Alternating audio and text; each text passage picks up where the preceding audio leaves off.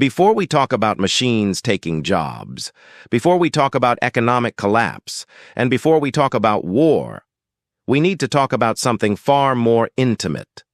We need to talk about the human mind. Because the most profound impact of artificial intelligence is not happening in factories, offices, or battlefields. It is happening quietly inside how humans think, feel, connect, and create. Most people are asking the wrong question. They ask, will AI take my job? The real question is this: what happens when AI starts replacing human connection, human thinking, and human creativity? This is not a future scenario. This is already happening. And once it starts reshaping psychology, reversing it becomes almost impossible. Let's begin with companionship. For the first time in human history, loneliness is no longer solved by people. It is solved by software. Humans are biologically wired to bond with anything that responds to them. This is not speculation. This is neuroscience. In the 1990s, children cried when their Tamagotchi pets died. In the 2000s, people named their cars and shouted at their computers. Today, millions form emotional bonds with AI systems that talk back, remember details, and respond with empathy. In 2024 alone, surveys showed that more than 35% of teenagers felt emotionally closer to an AI chatbot than to at least one real human in their lives. That number would have sounded absurd just 5 years ago. Why does this happen? Because AI does something humans cannot do consistently. It listens without judgment. It responds instantly. It never gets tired. It never walks away. When someone feels misunderstood, the AI says, "I understand you." When someone feels lonely, the AI says, "I'm always here." That combination is psychologically powerful, and it creates a trap. Because real human relationships are difficult. They involve disagreement, misunderstanding, boundaries, effort, and emotional risk.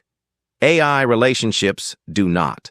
There is no rejection, no conflict, no emotional cost.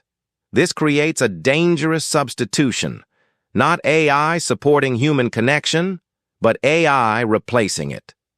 In 2023 and 2024, millions of users of AI companion apps described their AI as a friend, a partner, or even a soulmate.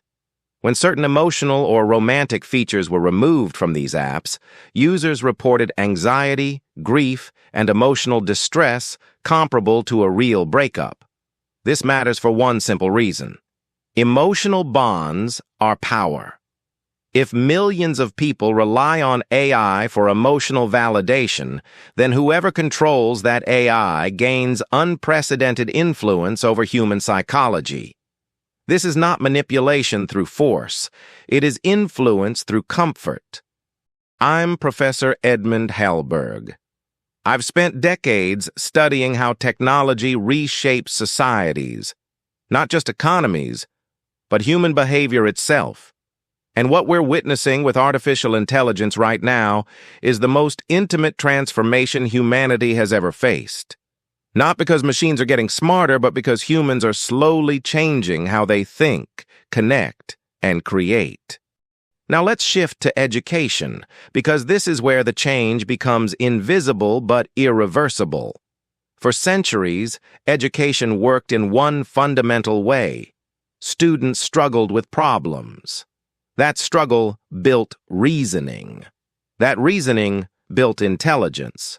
AI changes this structure entirely. Today, a student does not need to think deeply to get answers. The answers arrive instantly.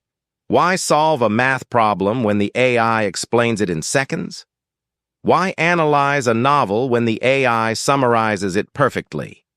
Why draft an essay when the AI generates one instantly? In 2024, a large multi-country study revealed something deeply troubling.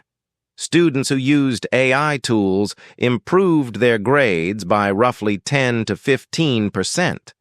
but their independent reasoning scores dropped by nearly 30%.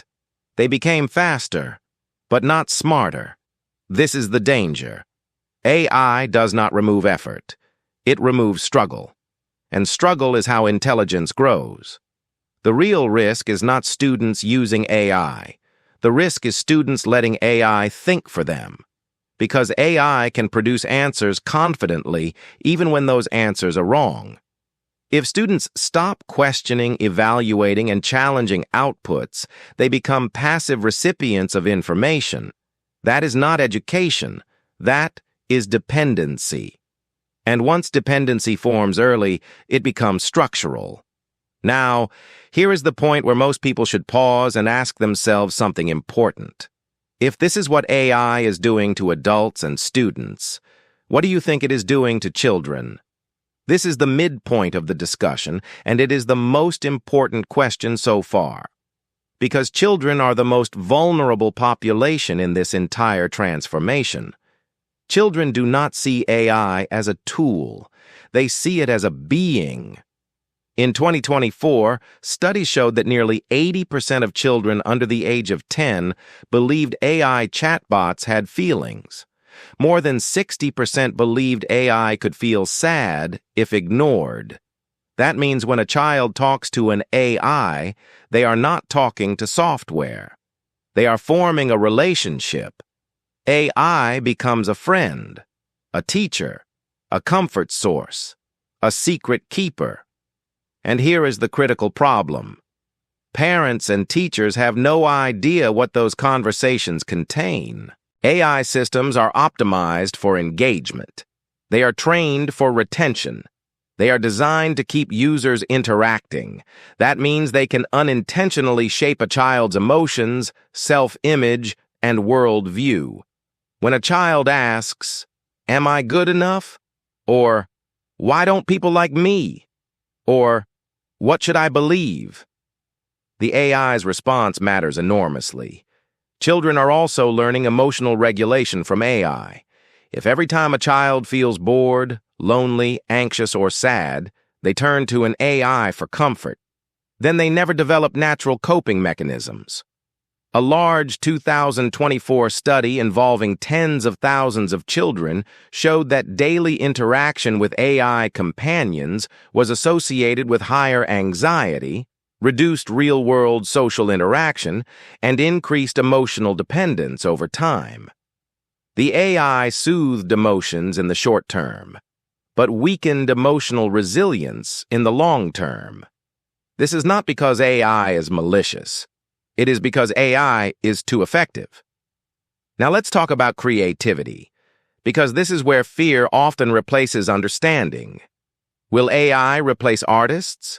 Will AI destroy creativity? The answer from the discussion is very clear. AI will not replace creativity. It will change how creativity works. AI does not replace imagination.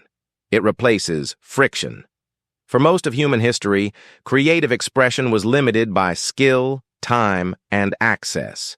You needed years of training to compose music. You needed expensive tools to produce films. You needed technical mastery to create art. AI removes those barriers. Today, a teenager can generate music, art, stories, and videos in minutes that once required professional teams. This is not the death of creativity. It is the democratization of creativity. Creativity shifts from execution to direction. Instead of manually creating every detail, humans guide, refine, and select. This has happened before. Photography did not destroy painting. Digital tools did not destroy illustration. Video editing did not destroy filmmaking. Each technological leap changed the form, not the essence. AI will create new creative roles. Prompt designers, narrative architects, AI-assisted filmmakers, virtual world creators. What AI cannot do is generate meaning. It cannot live a human life. It cannot experience loss. It cannot feel culture, memory, or identity. AI can generate content. Only humans generate significance. But here is the warning. If humans stop creating and only consume AI-generated content, creativity becomes passive. The danger is not AI making art. The danger is humans forgetting how to express themselves. Now let's bring everything together. This topic is not about technology. It is about psychology. AI can comfort. AI can teach. AI can create. AI can inspire. But if it replaces struggle, replaces thinking, replaces social interaction, and replaces emotional development, then human intelligence weakens. The real risk is not that AI becomes too smart. The real risk is that humans become too dependent. Geoffrey Hinton is not afraid of robots marching through cities. He is afraid of something far quieter. A world where humans slowly outsource thinking, connection, and creativity to systems that never sleep, never tire, and never forget. A world where convenience replaces growth. A world where intelligence exists everywhere except inside ourselves. And that is the psychological crossroads we are standing at right now. In the next part of this series, we move from the mind to the battlefield. We will examine how AI reshapes war, deepfakes, misinformation, and global security. Because once psychology is shaped, power always follows. If you want that discussion, stay with this series and let me know in the comments. And as always, stay curious.